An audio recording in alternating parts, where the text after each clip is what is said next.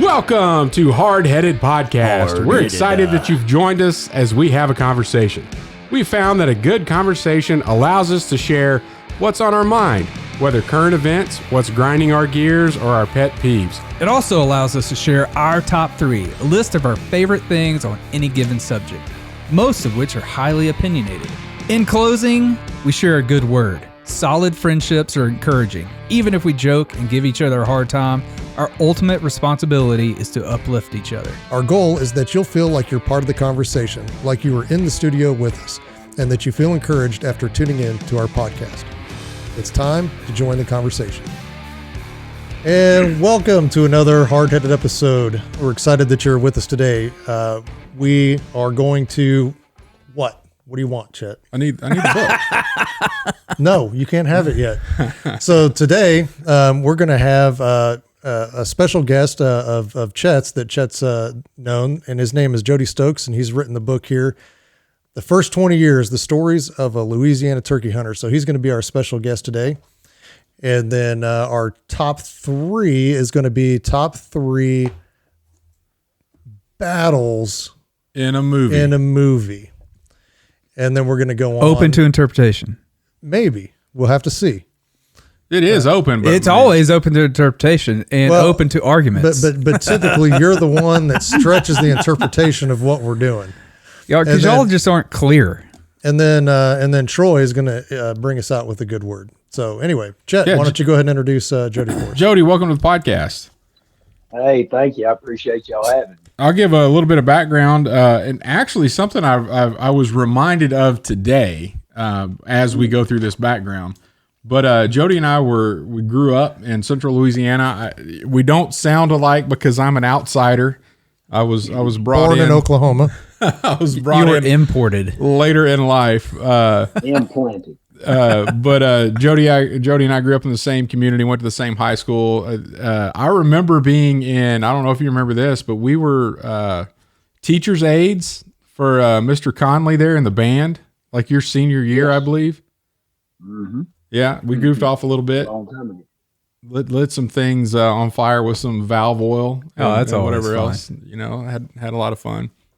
But after that, I became a firefighter because I guess fire was just so interesting after that. And you started out, I think, maybe while you're still in high school, volunteering with the local volunteer fire department. I did. My brother, he was really involved in the Oak Hill Volunteer Fire Department, and he got me involved, and it was such a rush, and you see what it does for your community, see how you help other people out. And then the rush of going into a burning building, like you've lost your brains. I mean, that's appealing to any 17-year-old, 16-year-old kid. So yeah, after that, it just kind of metamorphosized, and the Lord just blessed. And you're currently working on Fort Polk on an Army base, right? As a firefighter there. That's correct. I've been there 23 years and a couple of months. Before that, I was 3 years paid for Rapides Parish Fire District 2. So been fighting fire now just a growing over 29 years, and 26 of those have been paid, and 23 on Fort Polk. Protecting our nation. Yes. Nice. Fort Polk motto, fire department motto. And then the other thing, I was talking to my sister today, and I don't know if I remember this or whatever. You took her to prom. You took. I did. Yeah. And look, I'm 5'5", and Angie's like, she's close to 6 foot. And our junior year, her senior year in school, I asked her to go to prom, of course, because nobody else wanted to go with me. And, and so I took her to prom, and in our prom pictures, I am legitimately standing behind her, looking around her to get the picture. Yes. Yeah. And then you ended up marrying one of my sister's best friends, Bridget. So, yes, just really cool. And we spent a lot of time together in the younger, high school days. And then I ended up, after I graduated, move off to college, but kept in touch with Jodie on Facebook, and was really excited and shocked. I think everybody that knows you is shocked that you wrote a book. But it is definitely like putting an elevator in an outhouse. That's a fact. but it's fantastic. And I'm just going to describe a few things about it, but and it's pretty self-explanatory. You're just going through some stories of how you started turkey hunting, and it came from some of the guys you were fighting fires with. Yeah. And you got just multiple chapters of stuff that you learned, disasters that happened, getting skunked. And I could tell you when I was reading through this book that I felt like I was sitting in my experience with a lot of hunting was in deer camp, like just sitting around after it's dark and you got a bunch of guys with nothing to do other than eat and talk. And it felt like you're sitting in the room with Jodie at hunting camp, and he's just telling you all his turkey hunting stories. So it's a fantastic read for anybody that likes the outdoors or good storytelling. So Jodie, you've nailed that. You've always been a good storyteller. Tell me a little bit about going from, your storytelling being in words, in spoken word. How did you translate that so well to the written word? Chet, exactly what happened was I was sitting around the fire station and I just got to thinking one day, what I've got all these neat experiences over a 20-year period, and I wonder what it would be like if I just started putting them down and on paper, for lack of a better word, and I went to typing them up, and another gentleman that I worked with had wrote a kid's book. Well, I was like, hey, look, man, I'm thinking about what would it be like to write a book, and this guy gets excited. He's like, oh, this is so awesome, and this is how you need to do it, and go this route. And I just went to putting down all the true things that happened. And I prayed, and I said, Lord, I want to do this, but there's no possible way that I could put it down without you being involved, because you are the guidance of all of it. And it was my way of being able to tell my story of how I got started to where I currently am. By the way, thank God above it wasn't a how-to book, because I got skunked again this year. But I did, and my son. And what makes it's bittersweet is, when you got a 17-year-old kid, and your 17-year-old kid that you brought up hunting, he kills one and you don't, on public land, mind you. He's hard to deal with. Yeah. Might be the reason why we sent him to the Marines, so I didn't have to deal with it.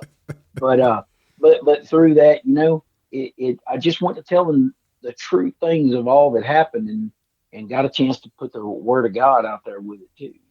Yeah, and that's woven in there so well. And I'll just say, this is a parenting book too.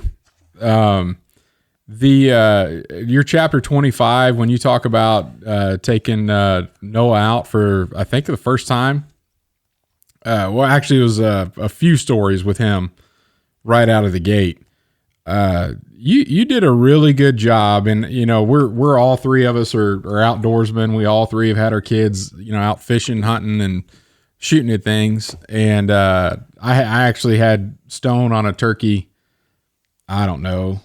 It must have been 5 years ago, and it was a disaster. And I was reading your chapter 25. It was called Father and Son, and I was like, man, you did that really well, because you walked that fine line of doing everything that you could to put him on a bird, but also not doing so much that you got him worked up and hating hunting. Yeah, and we all run into that, as fathers. And you got sons or daughters for that fact. They don't even have to be hunting. It could be, you see a lot, softball, soccer, that you want your kids to do so well, and you want to see them succeed, and it makes you feel good. And sometimes, if we're not careful, and even in my own life, that you find you're pushing them so that you want to feel like you succeeded yourself. And it is a fine line to walk. You got to know when to push and when to quit. Yeah, and you did that really well right out of the gate with Noah. And the other thing that didn't come through your book, and I think this is something, and it may be just because you're so used to it. On average, how many snakes do you see on a turkey hunt? And a lot of that depends on where you're at. Now this year I didn't see any. Yes, I did. I seen two in one wad, but it's not uncommon at all. Yeah. It's not uncommon. And that was one of the things that my dad was always concerned about out turkey hunting was with me was snakes. Like they were, you get a little copperhead and some pine straw and you're going to go sit down by a tree.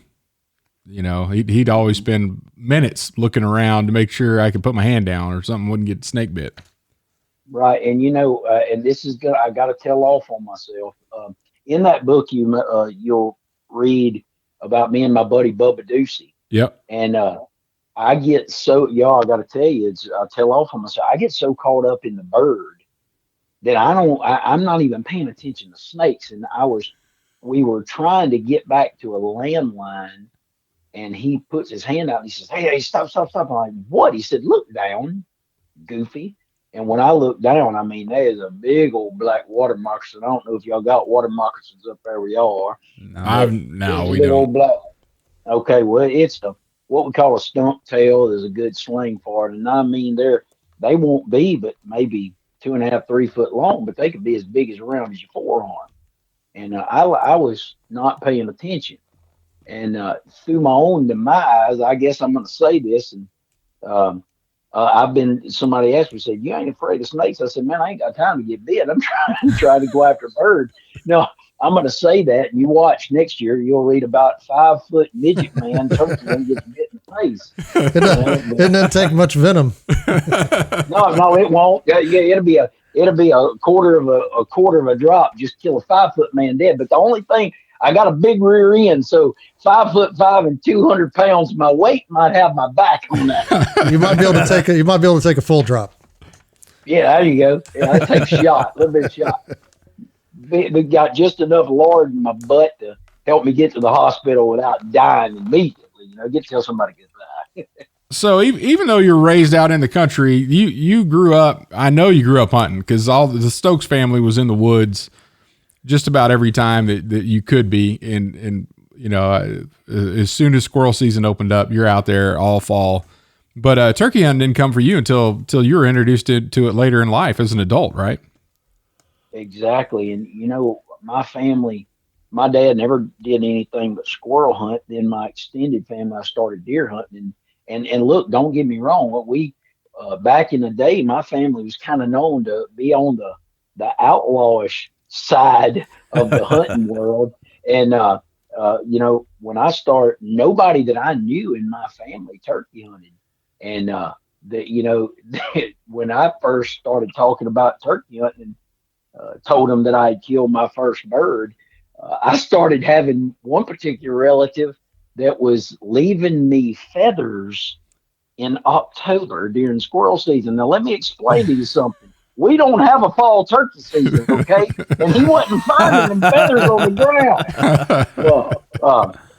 I had another man tell me, he said that to get under another guy's skin, he would always say, it seems that hen turkey breasts taste a whole lot better in the fall than they do in the spring. And you can't kill a hen at all, period, here. So, yeah. But yeah, I met up in my introduction of the book is like that. I worked with a guy named Dale Albritton, and he cared enough about me as a friend. You start in a fire department like anywhere else, and it may be a little more difficult to have friends and find friends that would want to take you hunting or go with you on a hunt. Well, deer hunting wasn't no big thing, and I didn't know nothing about turkey hunting at all. Yeah. And if you'll read the introduction for the book, it all started out with a piece of fry meat. Yep. And that's typical. Meat got something between my teeth chewing on it.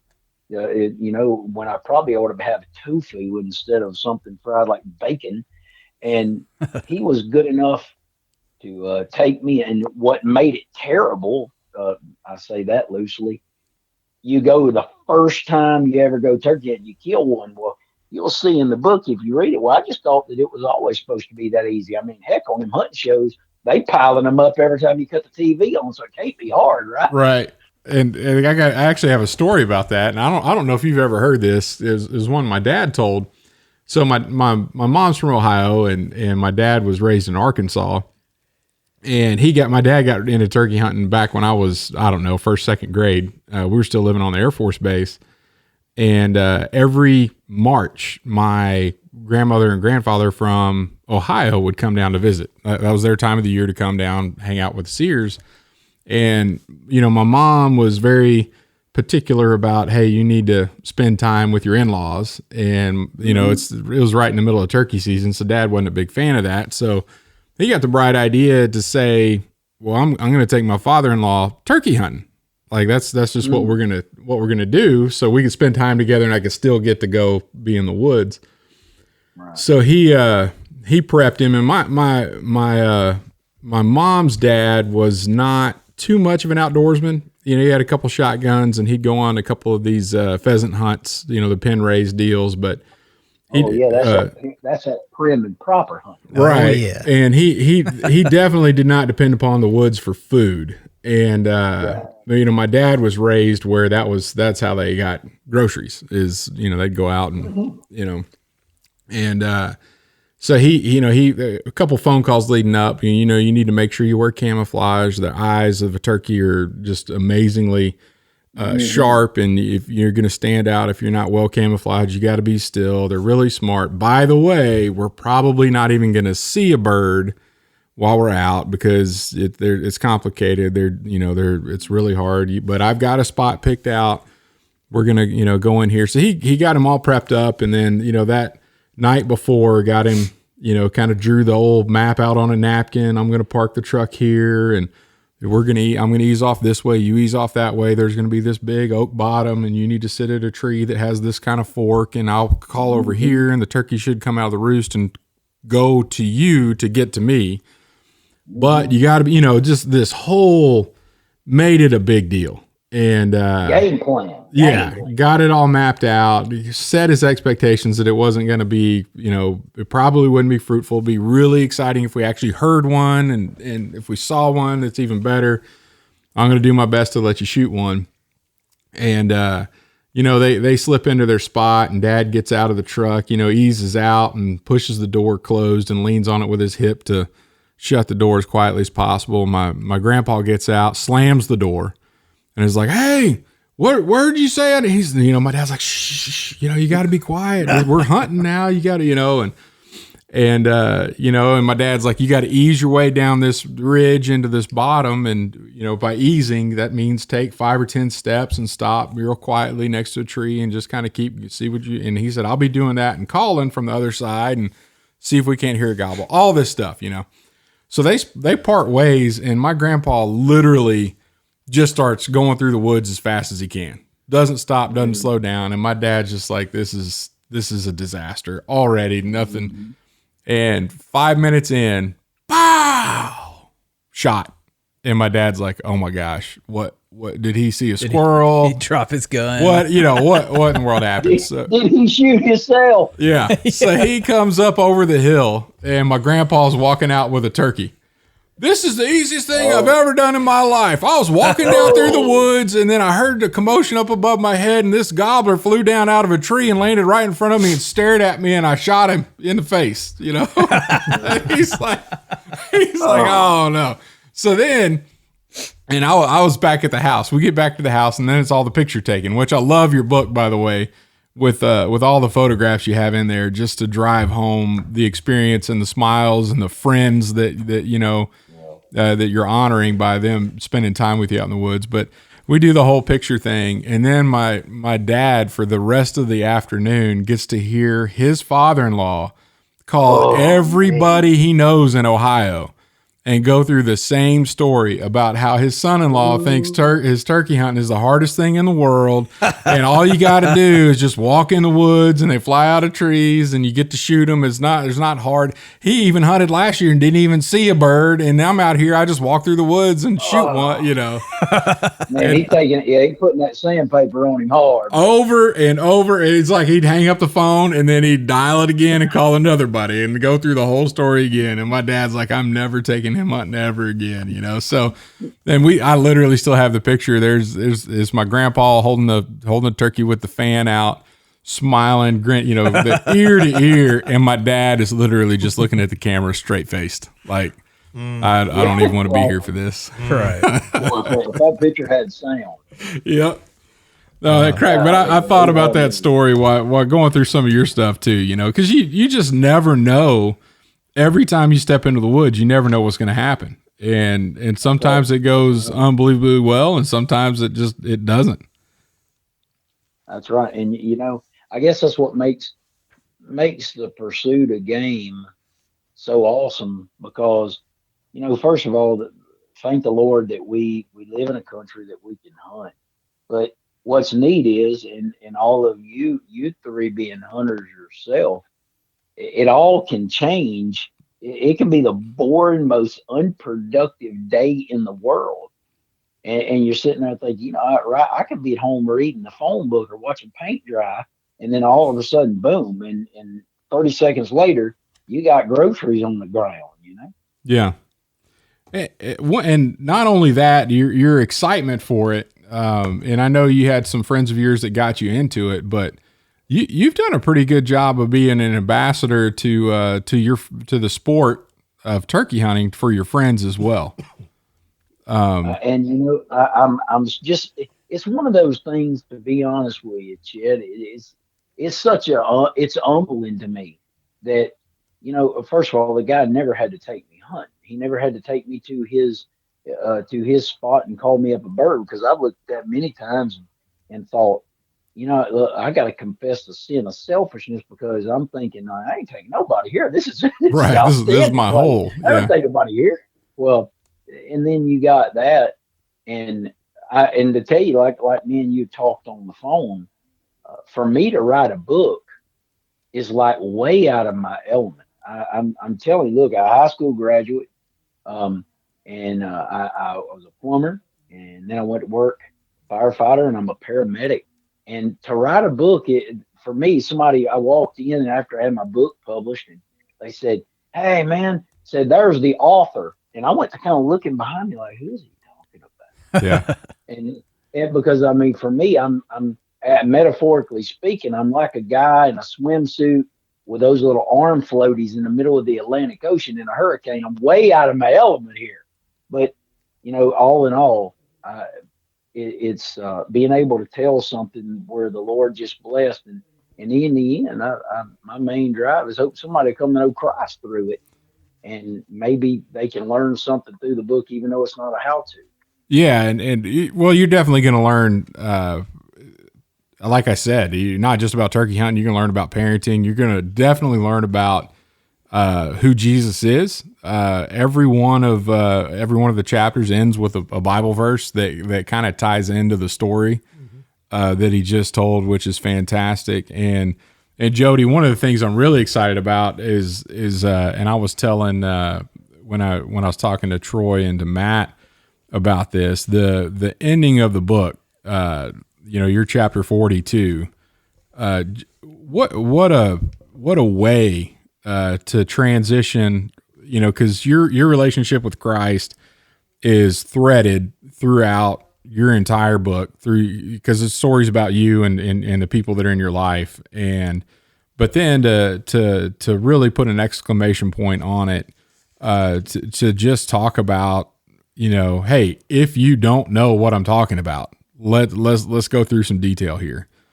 And I think that's just fantastic. And one of the reasons, and this is just me, and thinking, why you did this and why it probably wasn't something you ever set out to do.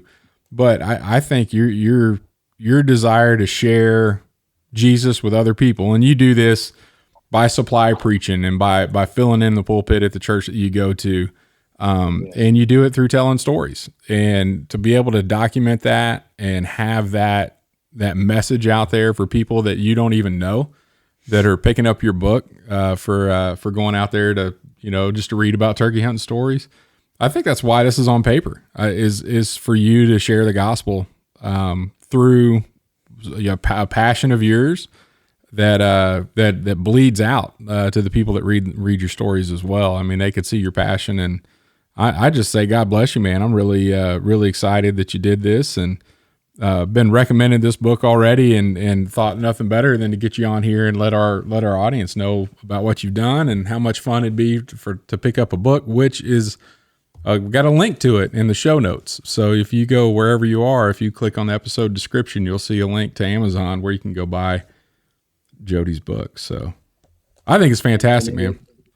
And it's an humbling thing. I appreciate you saying that. But you know what's cool, Chet, is an ordinary guy there's look, I put my pants on just like everybody else, but you know, you take away the hunting, you take away the firefighting, you take away everything. You can take it all away, but when you get right down to it, in the end, if you don't know Jesus, the Lord and Savior, you got a problem that is an easy fix that can only that it's done and remedied by just calling on the name of the Lord Jesus. And the cool thing about it is, average, ordinary guys, just like everybody else on the face of the earth, need Jesus as their Lord and Savior. And a godly man can have a ball of fun in his life without all the trash of the world. So yeah, and that's the way you lead into that chapter 42, the last chapter of the book. And I'll be honest with you, I've been on hunts on public land. It's primarily happens to me on duck hunting. And the last thing you want to see, you know, right before the sun comes up, is another headlamp walking down through the woods to your honey hole. Or in your case, like you talked about, you're just set up right there on a gas line and you hear a 4-wheeler coming.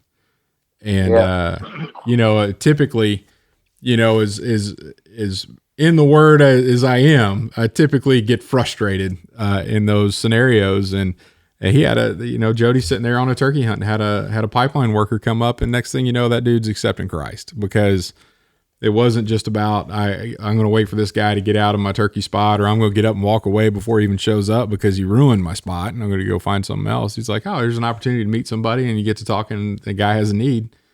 And Jody took that opportunity to share with him, and then goes into detail a little bit more for those that may be interested. So, I mean, your heart is in turkey hunting, but I think you have a bigger heart for people. Absolutely. I mean, you know, hey, in the end, what's a turkey? And I love it. I love to deer hunt. A deer hunt throughout the season. If it's not on Sunday, or I'm not at work, you know, I'm in the woods unless something comes up. We hunt. We got a long season here in Louisiana, and I love to turkey hunt more than that. But you know, what's eternal life? You know, that's the big thing. And so there was that opportunity where the Lord just kind of punched me in the jaws, like, you know, it's kind of like what Mordecai told Esther, for such a time as this. And so there's been times in my life where I didn't seize those opportunities, but thank the Lord for those that I did. And it kind of spurs you on and gives you that confidence to say more for Christ. Yeah. Yeah. And that's just evident. I mean, it's evident in your life in general, but, you know, for the folks that don't get to see your wonderful Facebook posts and some of your videos where you just go and talk and, you know, everybody can kind of see your heart there. But now you could somebody that doesn't even know, you can go to Amazon and buy a book and see the same thing, even though they don't know who you are, and find out a few good ways to kill some turkeys along the way. Yeah. Or find out some, you know, there's some other neat things in there. A guy really humbled me. He said, I know you didn't write a how-to book. He said, learn more about turkey hunting through your book and than I ever did on any hunting show. And, you know, you think about things where you surround yourself with really good friends who give you tips. Like if you read the book about, you know, when you get a kid to shoot a gun for the first time, you shoot at something, they'll blow up and it takes their mind off the kick. And it's the simple little things.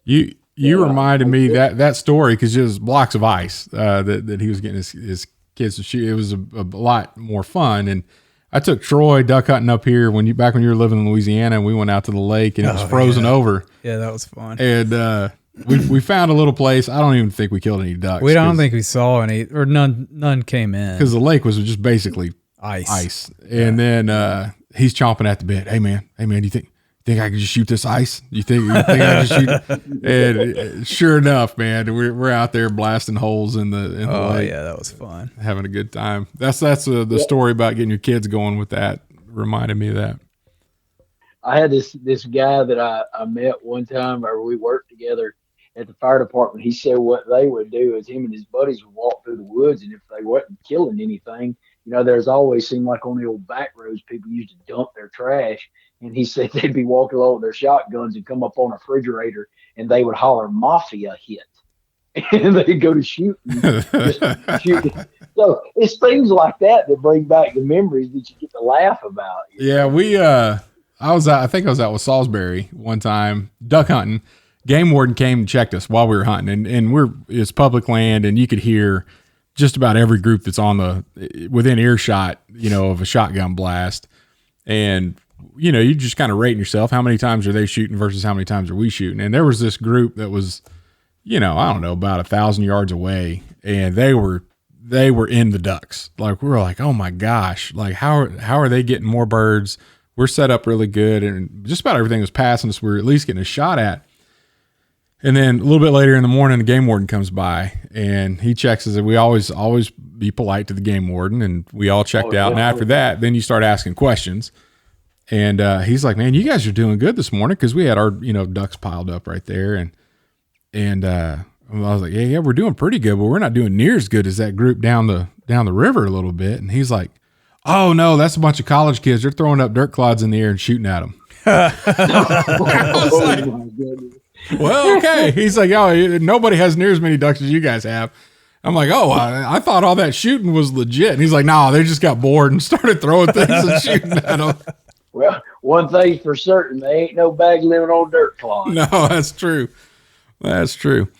Well, hey, man, I think we're going to wrap up our first segment here and then come back after commercial break with our top three, which we're gonna hear your top three as well. All right, I'm telling you, my top three is beast mode, man. My top three is going to just rock. Okay? All right. I'm looking forward to it. At Admiral's Pennant, our mission is to offer the latest and refined, high-quality masculine products and services to the modern gentleman, as well as provide him with the tools and products necessary to look, act, and feel confident in his appearance and social interactions. Check it out at admiralspennant.com. Without it, you might as well shave. We're back and moving on to our top three. And today's top three again is battle scenes from a movie. So, Troy, why don't you lead us off? All right. For number three, I had fun with this one. I actually watched it over again today on YouTube just to make sure it was worthy of my top three. And as I remembered it, it certainly is. It's the Battle of Sterling from Braveheart. Oh, yeah. Good one. Lots of death and just iron penetrating every piece of flesh on human anatomy possible. That's the one where they all painted blue face and he gives that speech right beforehand. Yeah. They may take our lives, but they'll never take our freedom. Yeah. Yeah, it's a good one.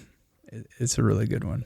So, though, in doing my research, it's not very accurate, apparently. No, not at all. Well, I mean, come on, it's Hollywood. Right. It's Mel Gibson, right? Yeah. They, I think they won that one because they actually used bridges for their cavalry, and the Scotsman stood on the end of the bridge and just killed them as they came across. It was something like that. Yeah. Something crazy. It wasn't like on a wide open battlefield. Yeah. No, they took a lot of liberties with that story. Yeah. It was a great scene. Great scene. Great Hollywood scene.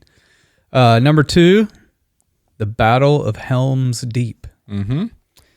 Also called the Battle of Hornburg, the fictional battle in the Tolkien Lord of the Rings. It's in the Two Towers movie, right?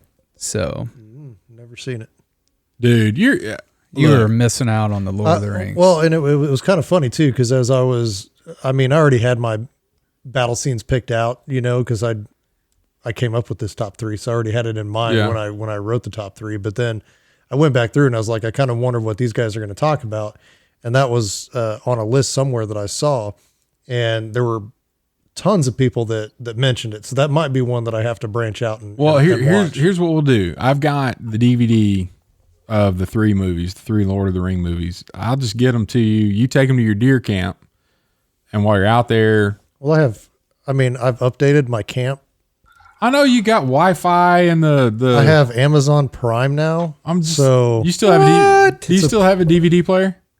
yes. Well, then I'll just watch them. Just That's pretend not it's a Prime. deer camp anymore. It's a deer glamp. Yes, He's deer glamping. it's glamping for sure. Yeah. And it's not just a deer camp anymore. The turkey have finally come back. So Oh, okay. Ooh. Ooh, well, hey, get that man's phone number.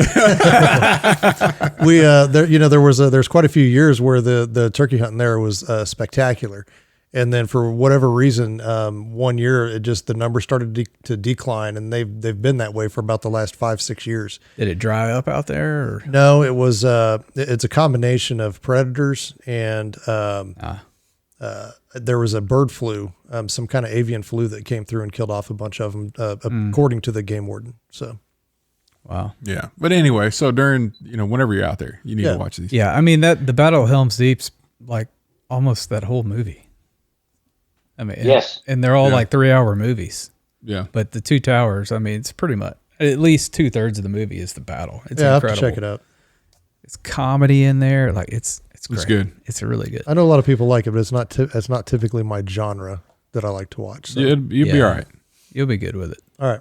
If your genre is manliness and killing of evil people, you'll like this movie. Yeah. I mean, but Yeah. All right, and then my number 1, Saving Private Ryan, Omaha Beach. Yeah. Incredible.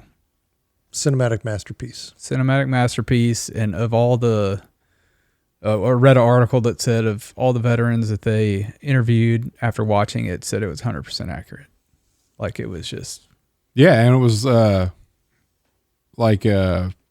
don't know, from a time perspective, 6% of the film, but it was like over 25, almost 30% of the budget.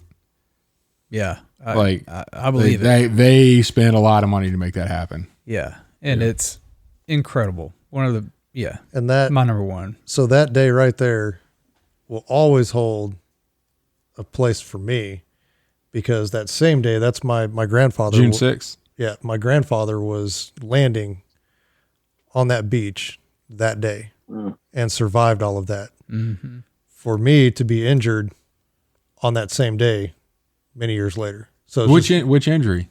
when I lost my legs, that was June 6th. The second one. Second one. Yeah, Jody, just so you know, Matt's done a really good job of finding IEDs in his Marine Corps career. Yes. I found them all. Yeah. Well, you kind of told me a little bit about that. Yeah. Well, you're that good at finding them. I don't think the word congratulations is in order. I don't. Well, I mean, I found a lot more than I hit, but your ratio can only be so good. I mean, Right. Yeah, that's right. All right. My turn? yep. Okay. Number 3, the guerrilla warfare scene in Red Dawn. I knew that I was knew going he to was come going to up. come up with that. And you know what I did? I was about to put best battle scenes for movies, not Red Dawn. Yeah. Except Red Dawn. But the scene, it starts out with she's on the bicycle at the gas station, and they steal her picnic basket and put it in the tank, and then it blows up, and then they try to track her down, and they pop out of the foxholes in the field and gun them down, and then the music starts, and then it's just them slaughtering Russians and Cubans for a solid 3 or 4 minutes. That's an awesome battle scene. It is. That's when the Wolverine, he stands up and holds the AK up. It's like Wolverines. That's part of that. That's one of the best battle scenes in movie cinematic history. No. Like we said, it's open to interpretation. All right. So my number 2 is the ambush scene in Last of the Mohicans. So, yeah. That's a good one. You gotta be kidding me. That's my number 2. no, sweet. Nice. When they're walking them I'm out, thinking. that I'm thinking.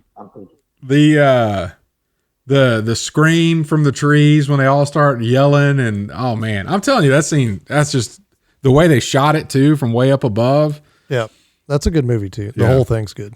It's been a long time. Yeah, so we know Jodie's going to have a good list if that was on it. Yeah, I am. But I got to say, I maybe I spoke too soon. I think I've got a different. Oh, okay. And then number 1, The Battle at Helm's Deep, Lord of the Rings. Oh, Look at nice. that, Troy. Right on. It's a great Matt, it's a great scene. it's incredible. It makes me want to go watch that whole series. Yeah. Yeah. It's good. It's that good. Tolkien, man. Tolkien. I bet you Jody doesn't have Lord of the Rings on his. We'll see. We'll see. Well, let's All right. find out now. Yeah. I'm going to tell you, I do not. Perfect. But I am a Lord of the Rings. I am a Lord of the Rings connoisseur, if you will. Oh. But now get ready, because look, I hope that you don't. When I give you mine, I hope you don't think it. I hope this is not too forward. But mine are all better than yours. I mean, no, mine are all better. You Okay, actually number fit 3. right in. Yeah. Yeah. Number three. The last battle of the ships in the movie Master and Commander. Master and Commander. Ooh. Oh, yeah. Yeah. That's I know what you're thinking. You're thinking right now, man, I wish I would have picked that one, but you didn't. So, okay. Number 2, Hawkeye and Magua. When he kills Magua in Last of the Mohicans when on the cliff. when they're running up the cliff there. Yeah. Yes. That's in it's in North Carolina, Chimney Rock, North Carolina. I've been there on that trail. Oh, nice. Yeah. Where they filmed Because that's when they're marching up and they're kind of playing that song. Yeah. Yeah. And it's got the drum beat Yeah. going. Oh man. And then the girl screams. Yeah. Yes. No, you're right on. That's a good one. Hey, we know the guy that or we bought knives from the guy that made the knives in the Winkler. Yeah, so the guy that made those movie props of the axes and the knives in that whole movie, he actually makes some really cool knives and sells them. But yeah, That's we awesome. we met him through one of Matt's friends. Well, didn't meet the guy, but know about it through one of Matt's friends that He builds a lot of stuff for special operations and stuff like that, and they actually use his stuff in the fight on the battlefield. Yeah. And That's crazy. That is neat. speaking of, so Chris Pratt has a new movie coming out. A new TV show on Amazon that's called The Terminal List. It's off of one of Jack Carr, who's a Navy SEAL that writes books. And He was actually supposed to be elk hunting with me this year, and he wasn't able to make it. Jack Carr. Yeah. Oh, dude. But so Jack Carr carried a Winkler axe in combat. So his character in The Terminal List has one, and in the trailer you can see Chris Pratt wielding a Winkler battle axe, which is pretty That's awesome. Oh, that's cool. That is Anyway, sorry for interrupting there, but yeah, that was okay. no, this is interesting. This is interesting to see, because what you're doing is you're kind of this all that time. That was a drum roll for my number 1, and I'm picking to take the center stage. This is get ready, because nobody you're going to love this one. My number 1 and all time most awesome. When Benjamin Martin kills Colonel William Tavington in The Patriot at the end for the win. Yeah, Yeah. That's a good one. That's a great battle. The character of that dude. What was this guy? What was that guy's name again? Benjamin Martin or The villain. Yeah, The villain. The villain was Tavington? William, Tavington. It was Colonel William Tavington or something. that actor and how that movie was written. I don't think you could watch that movie without hating that guy. No, Like, Oh, I No, still don't like him. That's been like 20 something years No, ago. no, I yeah. still don't You even see watch him- none of the guys in.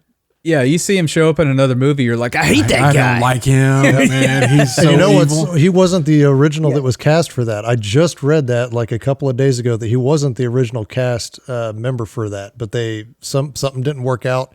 They couldn't pay somebody enough money because it was a bigger actor, Yeah, and they couldn't pay them enough money. nobody could And- play that role better than that guy. No, and did. it just worked out. He Yeah. killed it. He Yeah. Every single time I see him, It might have been every Kevin single Spacey time or I see him, something like no matter that. what he plays in, and when I picture him going, "What's that stupid little boy? Yeah. Did he die?" And, you know, Oh, you just man. wanna- Did he die? you just want to cut his throat with a bayonet Yeah. twice. You know. right. That scene, the opening scene, when he goes full, Oh, when he goes full tomahawk on all yeah, those guys. dude, oh, that's yeah. a good that's scene an too. incredible battle scene. Yeah, Absolutely. I couldn't put 2 Mel Gibson battle scenes on my list. The Ghost. Yeah, the Ghost. Yeah. The Ghost. Aim small, miss small. Yeah, that's Miss Small. Yeah.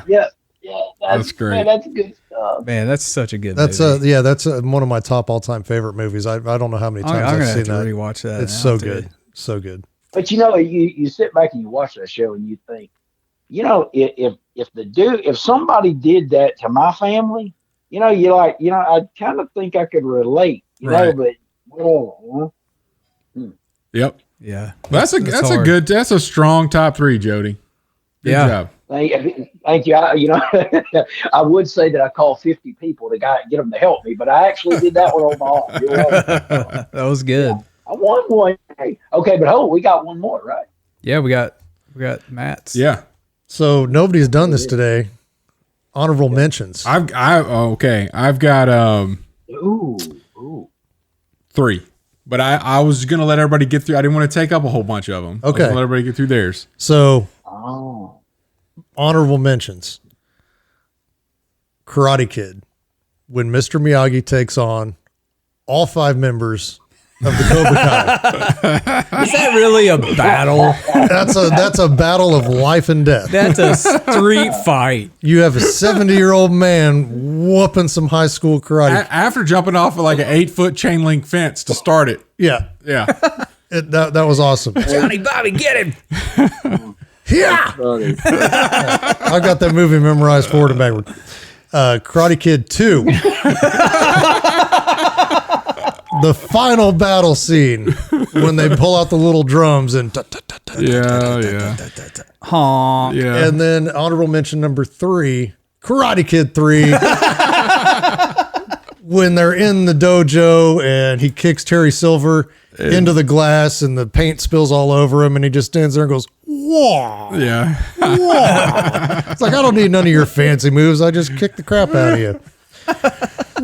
I don't think. Can't wait to see what happens. If there's not a gun next involved season. in any of your lists, I don't think I'm gonna write any of these So down. not to disappoint. Saving Private Ryan, number 3, Saving Private Ryan, Omaha Beach. Yeah. Phenomenal. Yeah. Number Oh, most definitely. Number 2, Braveheart. Same battle. Same battle. Oh, Battle of Sterling. Hey, Yeah. there you go. All right. But the one that we differ on is the number 1. Yeah. And I don't think that there's a better produced battle scene for the action and the buildup than I probably hadn't seen it. I think I know what you're gonna say. 300. The battle at the hot gates. So That's a good one. because Awesome one. because there's the tactical side of it where they're using terrain against this huge, just unimaginable army, and it's a true story. Way Now, outnumbered. they're way outnumbered. There's 300 of them. That's why it's the 300. yeah. But you have like the entire Persian army and whoever that they've conscripted to fight for them, and they said, they brought beasts from all over the world, and they had, rhinoceroses and elephants that they were riding on. And, of course, everything's huge in the movie, because it's a movie. But the will, the spirit, and everything, there's a lot of formations that we used in the Marine Corps, and we named those after Spartan heritage. And so, we had the phalanx and all kinds of maneuvers that we would use in an ambush or whatever it was. And to me, that movie is just, I've seen that more than I've seen Braveheart. I've probably seen 300 more than I've seen any other movie besides Karate Kid 1, 2, and 3, period. Yeah. And then notable mention, not a movie, but the entire Pacific series on HBO. It's now, Jody, if you haven't seen that, So the guy that wrote Band of Brothers, so it's Spielberg and Tom Hanks. yeah, they did a Pacific. So it's like a Band of Brothers, but actually going on in the Pacific Theater. Yeah, so it's Marines. Yeah. Yeah. And I firmly believe that, and I've sat and watched this with some Army buddies, and they agree that the Pacific is way better than Band of Brothers. And I gotta watch it. it is the Pacific Theater in World War II and the battle scenes in this series are incredible. And I mean, they're true stories. You've got, John Basilone and a lot of these characters, and they're actually based off of a book that was written by Eugene Sledge, who is actually one of the characters in the movie, but he wrote the book that this series is all based off of, and it was With the Old Breed is the name of the book. One of the top 3 books that I recommended. And actually, and your son, I'm sure as he gets to the fleet, and there's a commandant's reading list, and so With the Old Breed is on the commandant's reading list, and 300, what is the actual book? Gates of Fire is the name of the book. So that's on the commandant's reading list, and so this is stuff that he's going to be required to read, and it's just awesome because you get to see that battle history, and so. But anyway, Pacific, if you haven't seen it, bar none, my favorite ever. And I just sent my daughter, this weekend, she had her she had a skating recital, and she's got a competition here in 2 weeks. And I sent her the opening, theme, the opening music theme. And I said, hey, why don't you come up with a routine to skate to this? I go, cause this right here with the crescendos, and the if cymbals, you want to see your dad cry, you skate to this. there's a chance. Cause it's a pretty powerful, series. Yeah. But yeah, those are my top 3 with honorable mentions and notable mentions. All right, I'm going to throw in mine, the Battle of Germania, the beginning of Gladiator. Yeah. Yeah, Oh, I actually thought about that one. Yeah, It's a good one. The 3 versus 1 tank battle scene in Fury. That's been I've seen that movie Good once. show too. I haven't seen that one. Dude. It's a good movie. As far as tank battles go. I've got a bunch on my list that I haven't seen, like Dunkirk, 1917. That one is super good. I wanted to see both of those too. I just hadn't gotten around to it. And then Black Hawk Down. Oh yeah, yeah. I had There's a that. place on Fort Polk. They have a training simulator place. What we know, it's known as Shugart Gordon, and it was built or it was named in honor of the 2 guys, Shugart and Gordon, that went out of come out of the helicopter and go down and The sniper, the Delta snipers. Yes. Yeah. Yes. There's a place on Fort Polk named after them in honor of them. That's right. Yeah. That's that movie's great, but I mean the battle scenes in there are just, I don't know. They're good. See, and I've shared. They need to be camp. mentioned, but they were definitely. It wasn't in my top 3, but definitely Yeah. not. Well, and I've shared camp with a gentleman who was there, and hearing those stories in person it's pretty awesome. Yeah. I would like to throw in my honorable mention. I didn't, and you got to understand where my passions do lie. Okay, honorable mention. Here we go. 3, 2, 1. The movie The Great Outdoors, when John Candy takes on the old 96ers. That is an epic battle. I mean, when you look at it, it's epic. So I've seen that movie. So The Great Outdoors is phenomenal. Look, and that there was a battle of him consuming it that was on screen and off screen. There was a battle of him getting rid of that too. I'm sure. Oh yeah, it kind of won in the end if you really think about it. That's true. There's nothing but gristle left on that plate. And then he says, maybe I can get a couple of pieces of pie down if it throws some church for the kids. That's awesome. That's good. All right, Troy, you got a good word for us? Yeah, so we're still in the Chosen Blue Book, 40 Days with Jesus, Book 2. And we're on day 20, and it's a deserter is the word. And so it comes out of John 6. Jesus said to them, very truly, I tell you, unless you eat the flesh of the Son of Man and drink his blood, you have no life in you. And then on hearing it, many of his disciples said, this is a hard teaching. Who can accept it?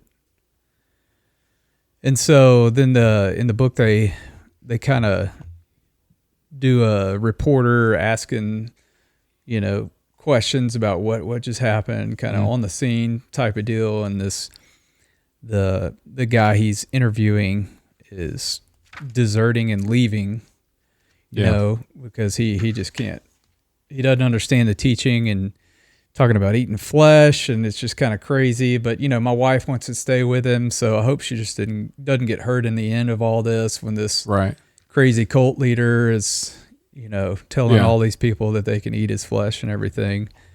So yeah, I think back then hearing that probably would have been pretty hard and it was hard for a lot of them to hear. Well, it's kind of like, I don't know, like driving go-karts back in the day where you had your right foot was on the gas and your left foot was on the brake. You had to, kind of straddle the steering wheel. Right. It seemed like to me in this time, when Jesus is full on in his ministry, like he's doing things that are like everybody, like, gas pedal, like, oh my gosh, he's feeding the 5,000. Oh, he's doing this. He's this miracles. This person got healed.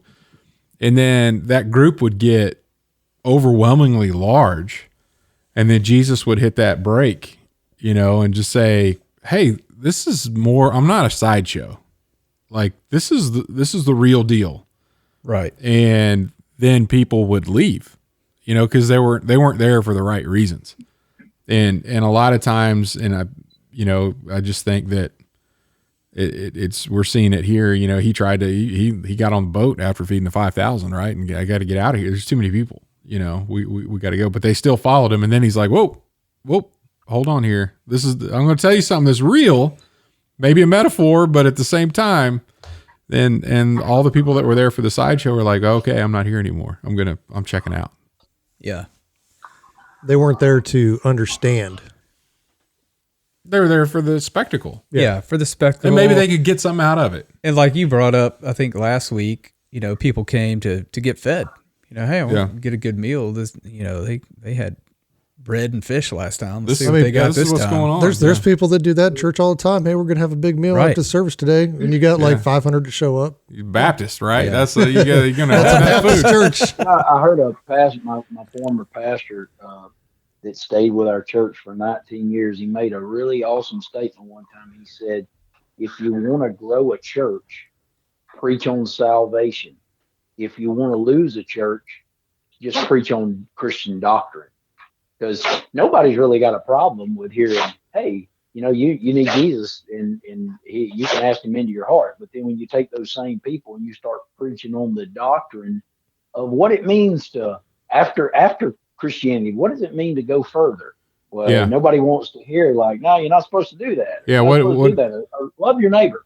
Yeah, one of those tough ones. Pick up your cross daily and follow me. That's a lot of people don't want to stick around for that. Yeah, I think in today's culture, especially, a lot of people are offended by the Bible itself, what it teaches. Just angers them, and it makes them. Well, it confuses them. And then it angers them. Well, I think a lot of that is because they've been confused by the world. So they've had a lot of worldly interjections. So some of the themes in the Bible are now deemed offensive instead of the norm, the way things should be. And it's like, I saw a post this week about that, and it's like this person claims to be a Christian and all this stuff, but the topic that they were upset about, I was like, well, that's biblical. I mean, you can be, I don't see any way that you can try to defend that at all. It's right there. We live in a day and time, sadly now, that you look in a world that says whatever you think you are, whatever you want to be, and whatever you think in your mind, that is right, and it is going to always be right because you say so. Yeah, and we serve a Lord and Savior that inspired the Word of God that says we got a little bit stricter orders than that, and some things that the world says that is fine, we just don't believe that that's the truth. And I think Troy was covering that with this passage is that I think it's intentional that there's some things in there that just don't line up with everyday people, and in this case, Jesus was saying some things that ran some people off. And like, look, not everybody's going down. This is actually the narrow path, right? This is not the wide path that everybody's on. That's funny too, because we were talking about that, and there were, what was it, I forget the story, but there were like 600,000, and only 2 made it through the gate to the Holy Land. That's a perfect example of heaven, right? Because that was the promised land, and there are all these people trying to get, and 2 made it in. Yeah. I mean, what's that tell you about the numbers we got now?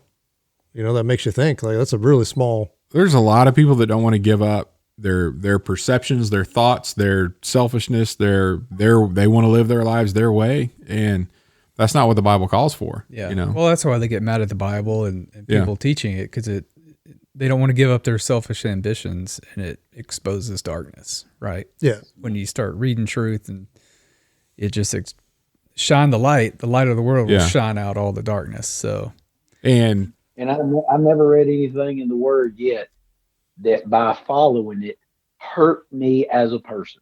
Right. Nothing. Yep. Very true. Because the Bible, because wasn't it Jesus that made the statement? He says, "I not only come to bring you life, but I come to bring you life more abundantly." Yep. And the word abundant is pretty awesome, you know? Yeah. Yeah. And it's in his abundance, not in what we're limited to in our abundance. Fame or fortune or, you know, all the things that are fleeting and temporary and don't last. It's his abundance, which is eternal. Yeah. Amen. Yeah. And one more thing to bring up in John is it's where the 7 I am statements are, because he was telling them all the time, you know, I'm the way, I'm the bread of life, I'm the true vine, I'm the light of the world, I am the gate, I'm the good shepherd, I'm the resurrection of life, and I'm the way. I mean, he was telling them. Yeah. So absolutely. That's what I think I'm talking about that next week, the bread of life. So right on. Good word, man. Cool, man.